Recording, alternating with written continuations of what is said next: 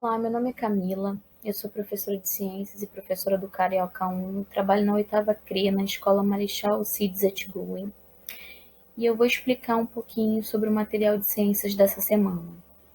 Nós estamos na 17ª semana de quarentena, essa semana vai do dia 6 de julho ao dia 10 de julho. A página 8 da apostila se inicia com uma revisão e fala especificamente sobre células procariontes, células eucariontes, tá? Essas células eucariontes, elas podem ser células de animais ou células de vegetais, tá? E apresenta algumas estruturas dessas células. Na primeira atividade aqui da página 8, pede o seguinte: as imagens representam esquemas de 3 tipos de células, identifique-as. E aí ele nomeou aqui a primeira célula como A segunda como B e a terceira como C, tá? Temos aqui um esqueminha. Letra A. Vocês vão colocar entre parênteses se essa especificação corresponde à célula da letra A, da letra B ou da letra C. Letra A, célula eucariótica vegetal. Qual é a célula aqui que é eucarionte e que é vegetal? Eu acho que dá para perceber aqui, né, gente? Tá bem nítido aqui. Célula eucariótica animal. Qual dessas 3 células é a célula eucariótica animal? E célula procariótica. Só relembrando, tá? Células eucariontes são células que possuem núcleo. E o material genético dessa célula ele vai ficar delimitado dentro desse núcleo. Células procariontes, como essa aqui, são células que não possuem núcleo, tá? São células de bactérias, células de arqueobactérias. São células onde esse material genético aqui, ele se encontra disperso no citoplasma celular. Aqui na atividade 2, temos a imagem ao lado mostra algumas células com uma região central, com coloração mais intensa, ou seja, coloração mais escura. Essa imagem aqui. O que vocês acham que pode ser esses pontinhos vermelhos aqui, mais escuros, dentro da célula? E aí vocês vão dizer. Letra A. Que estruturas são essas? Letra B. Essas células são eucarióticas? Justifique. Lembrando, células eucariontes, células que possuem núcleo, tá? Atividade 3. Marque F para as afirmativas falsas e V para as afirmativas verdadeiras. Letra A. Tanto os animais quanto as plantas possuem células procariontes ou procarióticas. Isso aqui é verdade, essa afirmação é verdadeira ou falsa? De cara, a gente já sabe que essa informação é falsa. E assim vocês vão respondendo as demais. Letra B. As bactérias são seres vivos formados por muitas células. C. As bactérias são organismos procarióticos. D. Os fungos unicelulares são organismos procariontes. E. As organelas celulares encontram-se imersas no citoplasma. F. As algas unicelulares são eucariontes. G. Os fungos e os animais são organismos eucariontes. Só relembrando uma informação aqui. Organismos unicelulares são organismos formados por uma única célula, tá? Organismos pluricelulares são organismos formados por 2 ou mais células. A página 9 se inicia com uma atividade aqui, atividade 4. As células são estruturas básicas que formam todos os seres vivos. Sua estrutura básica é formada por 3 componentes. Quais são esses componentes e as suas funções? Volta rapidinho aqui na página 8 e dá uma olhada nesses componentes aqui dessa célula, tá? Nós temos o quê? Membrana, que é a parte externa da célula, citoplasma, que é a parte gelatinosa do meio da célula, onde se encontram as organelas, e a gente tem o núcleo celular. Então, de cara, você já tem algumas informações para responder essa questão aqui. e vocês vão dizer as funções dessas estruturas da célula. Continuando aqui na página 9, pede-se o seguinte: nas imagens abaixo estão indicadas algumas estruturas das células animais e vegetais. Tente identificar essas estruturas nas células sem legendas. Vamos lá. E a gente tem aqui uma célula eucarionte animal com as suas estruturas denominadas aqui nessa legenda.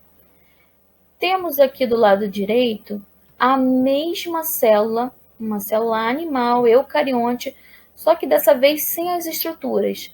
Então, vocês vão ler, olhar aqui e tentar comparar quais são as estruturas e nomear aqui. Vocês não precisam fazer isso na apostila, tá? Vocês vão fazer isso no seu caderno, no caderno de vocês. A mesma coisa vocês vão fazer com as células vegetais.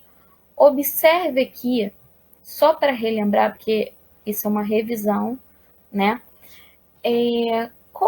Quais são as estruturas que estão presentes aqui na célula vegetal, mas que não estão presentes aqui na célula animal?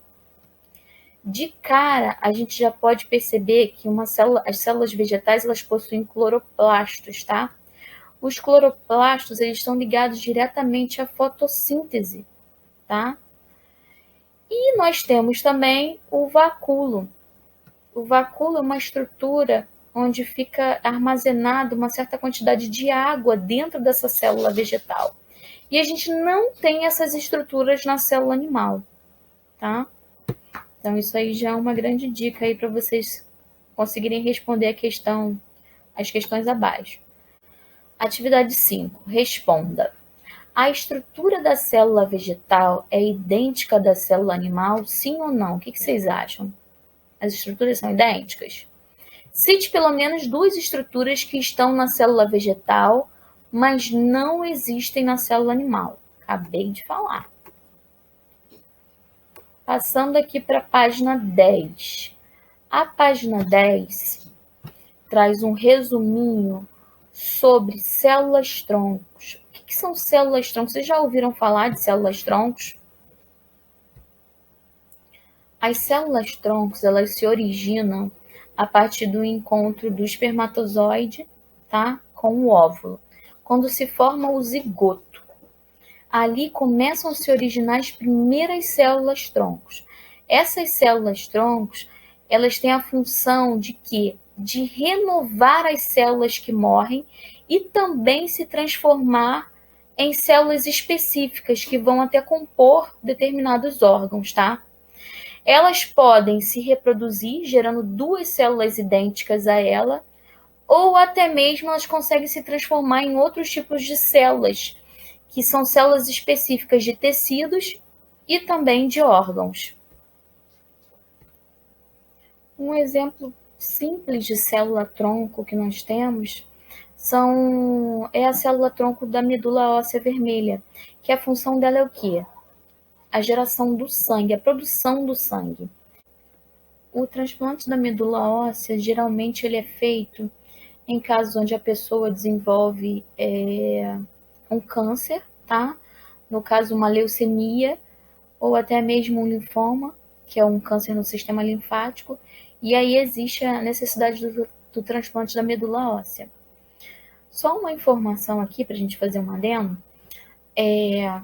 Na verdade, o Hemorrio, por exemplo, tem um programa onde você pode se cadastrar lá, fazer uma testagem no seu sangue, e aí você entra para um banco de dados lá dentro do Hemorrio, e os dados do seu sangue, as características ficam armazenados lá naquele banco de dados, e futuramente, se algum paciente que necessitar de um transplante de medula óssea e for compatível com você, você é acionado para ir lá, para estar indo lá e fazendo a doação da medula óssea, que é até um procedimento muito simples, tá? As pessoas ficam preocupadas, mas é muito interessante a gente se colocar à disposição para estar fazendo essa doação em caso de necessidade. No final aqui da página 10, tem um esqueminha sobre a formação das células-tronco, tá? Aqui a gente tem um zigoto, que ele é formado logo após o encontro do espermatozoide com o óvulo. A gente tem um embrião aqui se desenvolvendo há 3 dias e um embrião já com células se diferenciando, se envolvendo há 5 dias. A partir de 5 dias, a gente já considera essas células-tronco como células-tronco embrionárias, tá? Entre 4 semanas de gestação e até a fase adulta, a gente tem células-troncos adultas, ou seja, são células-troncos que já estão definidas, são células já específicas, tá? Que vão formar tecidos e vão formar órgãos. Ainda aqui na página 10, tem um QR Code aqui que vai direcionar vocês para um vídeo sobre células-tronco. Eu vou deixar o link desse vídeo ao final desse vídeo aqui que eu estou fazendo, tá? Em seguida, vocês vão responder a atividade 5 com base nesse texto aqui acima. Letra A. O que são células-tronco? Letra B. Qual é a função no organismo? Qual é a função das células-tronco no organismo? Letra C. Qual é a utilidade dessas células na medicina? Letra D. Observe a figura ao lado e elabore uma pergunta sobre algo que queira saber a respeito das células-tronco. Em seguida, visite o site indicado ao lado e procure a resposta. O site é esse aqui, tá, gente? Então, muito obrigada a todos. Qualquer dúvida, vocês sabem que podem me chamar nos grupos do WhatsApp, na plataforma Teams.